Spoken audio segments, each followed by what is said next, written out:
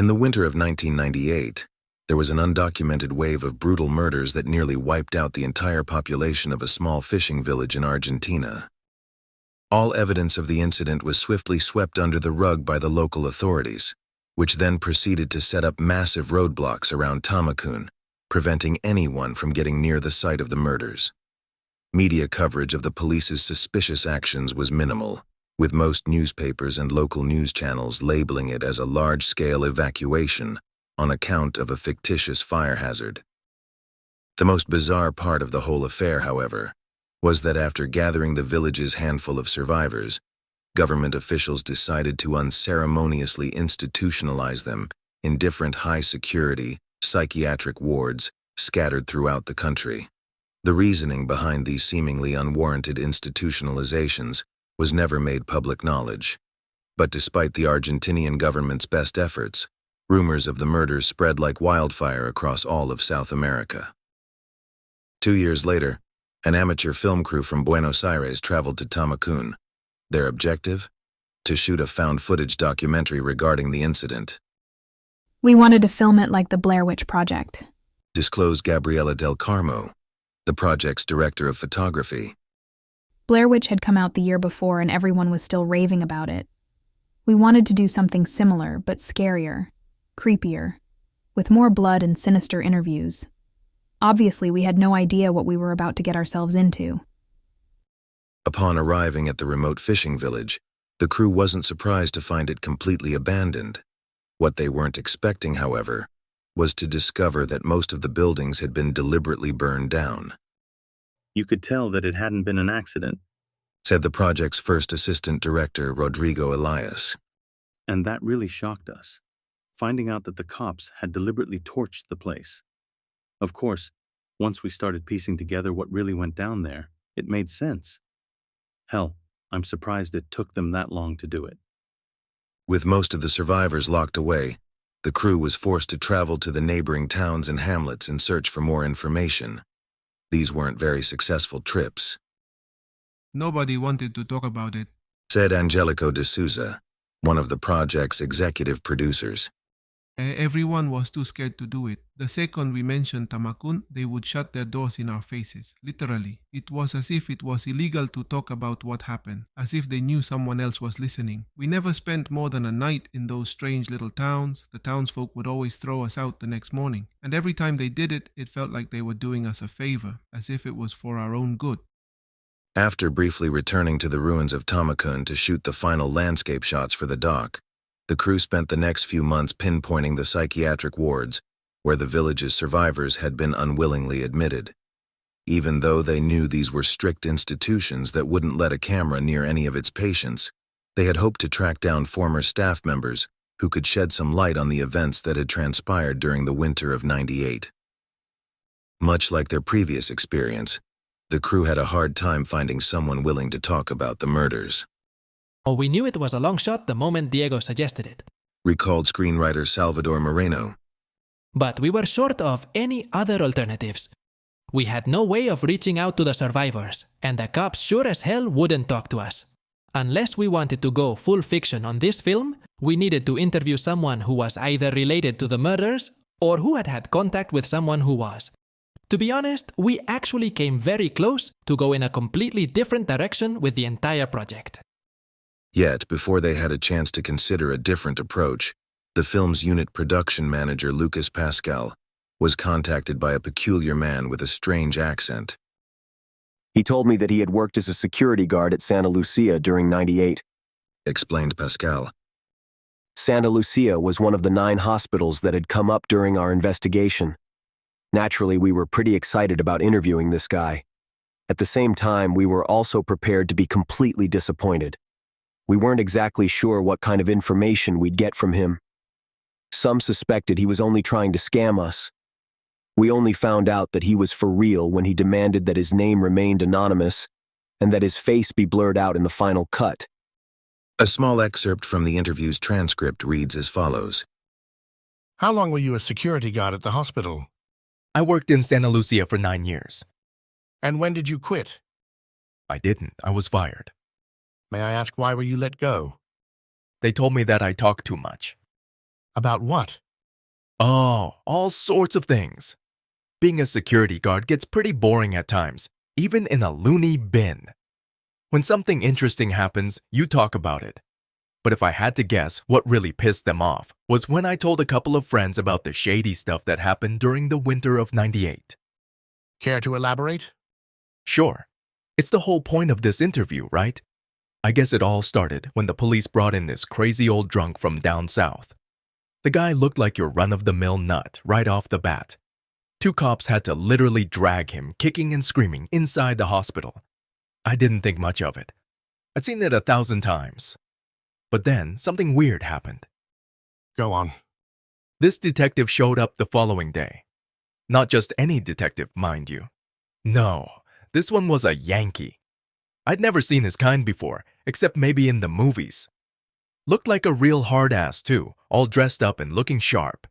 He even wore a hat. But there was something strange about his eyes, you know? Blue and hollow. I don't think I had ever seen eyes like that before. What was he doing there? He wanted to ask the old drunk a few questions. In private. They even got a room just for them. After 5 minutes, though, the crazy old bastard started screaming like I had never heard a grown man scream before. The doctors and the nurses rushed in, and the Yankee disappeared in the middle of the commotion. I never saw him again. But the drunk didn't stop screaming until the nurses put him to sleep. Made my blood curdle. All that screaming. And then? Things quieted down for a while. Obviously, there was a lot of gossip going around. Everyone had their own story about how the Yankee managed to frighten the old drunk so much. Some said that he showed him a picture. Others said that he just whispered something in his ear. No one knew for sure, not even the doctors. And a week later, no one seemed to care. That is, of course, until they found the old drunk's body lying in the garden. Murdered? Looked like it. Officially, they labeled it as a suicide, on account that he had overdosed on antidepressants and all, but that story didn't stick. Why not? Because the guy wasn't allowed to leave his room. They kept him locked away tight. Restrained too. He couldn't have escaped without help, let alone get his hands on prescription meds. It was all very suspicious. So you're saying that someone must have set the whole thing up? Exactly. At the same time, you got to ask yourself who would do such a thing. Why go through the trouble of killing an old defenseless drunk? What did he do to deserve it? Maybe he saw something he shouldn't have. Maybe he didn't have a choice. Supplied with more questions than answers, the crew's ever-growing curiosity fueled them to attempt to track down the enigmatic American detective, This is the part where things started getting really weird. said Del Carmo. We found out that Santa Lucia wasn't the only place where people had seen Detective Blue Eyes. That's what we called him. Anyway, our sources confirmed that this guy had been seen all over the country. And he wasn't alone. It turned out that a whole army of Yankees in black suits had come over from the States. We knew we were definitely onto something. That's around the time Paz Vega escaped from Coronel Martin. The psychiatric hospital of Coronel Martin was one of the most infamous military hospitals in South America. Every time a patient managed to successfully escape, the story made national headlines. Paz Vega's flight was no different. Being the only teenager who survived the murders in Tamacan, Vega's escape became one of the most talked about subjects in Argentina, The media made her look like some kind of dangerous madwoman. recalled Moreno. More like she was out for blood or something. It was all very hard to swallow, but the police sure were desperate to find her. I had never seen so many cops out on the street. We tried to track her down too, but it was useless. We didn't have enough resources or the manpower. After a few weeks though, the whole thing died down. The cops never found her. Without any more leads or cooperative interviewees, the crew decided to shift their focus towards the past history of Tamacan. What they uncovered was nothing short of disturbing. We found out that the place was some kind of haven for pagan rituals and devil worship. Revealed de Souza. Freaks from all over the world would go there to offer sacrifices to their weird gods. There were also strange reports of a secret society of cannibals. All sorts of creepy stuff. After we found that out, a lot of the guys decided it was time to jump ship, myself included. Money was starting to get tight too, so it seemed like the logical thing to do. But Diego wouldn't let go. He wanted to see the whole thing through. Diego Silva, the project's director, had become completely obsessed with the murders of Tamakun.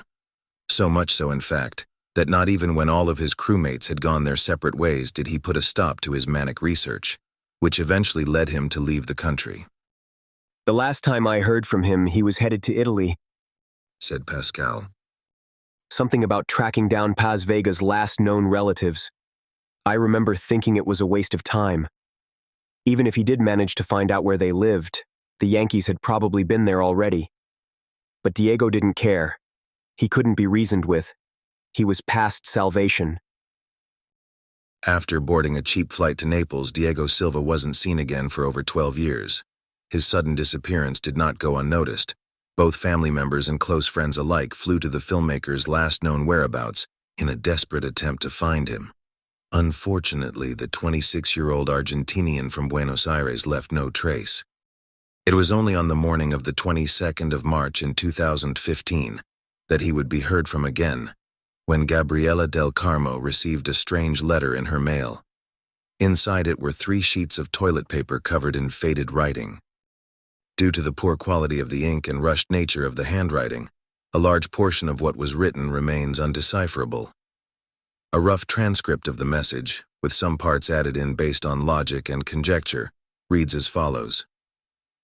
My dearest Gabriella, men in white coats are about to do something to my brain. They say it will make me forget what I know. It's all for the best. Leaving Argentina was a mistake. The doctors tell me that I probably won't be the same after the operation. They say that I'll probably forget all about my friends and family. As much as that saddens me, I'm still glad they're doing it. I know it sounds cliché, but I can no longer live with what I know. I never did find the girl. But I did find out what happened at Tamakun. Not all of it, but some parts. I wish that I hadn't. It's so much worse than what we thought. For once, they were right to hide something from us. Please, take care of yourself and tell the others that I'm okay. Don't try to find me. Don't go back to Tamakun. They didn't kill them all. With no mention of a place or any other means of discerning his exact location, all that Del Carmo could do was to share the contents of the message with Silva's family and former crewmates, nimbly neglecting to mention its last sentence. Yet, as distressing as it was to read Silva's cryptic message, Del Carmo couldn't help but feel a strong urge to revisit the footage they shot during their trip to the fishing village. After reading his letter, it felt like we missed something while we were there. She explained. And then there was something about that last sentence that really made my skin crawl. Del Carmo went on to rewatch the footage several times, but it was only after she digitally enhanced some of the wide shots of the village's waterfront that she noticed something odd. Back then, we were so focused on examining the burned houses for clues that we didn't pay attention to anything else. She confessed. Especially not the seagulls. Upon carefully analyzing one of the shots, Del Carmo noticed a large group of seagulls fighting over what appeared to be a human foot. Unlike digital video, which has a set number of pixels, she explains. When you digitally enhance film, you can actually zoom in on certain areas without it affecting the level of detail. Kind of like what they do on CSI and other cop shows. When I zoomed in on the foot, I noticed that it had human bite marks all over it. A discovery that brought her to an unsettling conclusion. Whatever happened to those villagers back in '98, I think it's safe to assume that they weren't just murdered. They were eaten too. After her interview, Del Carmo agreed to provide a copy of the digitally enhanced shot so that it could be further examined by experts. Before she had a chance to do so, however, our sources report that she went missing after receiving a visit from a well-dressed man with pale blue eyes and a North American accent.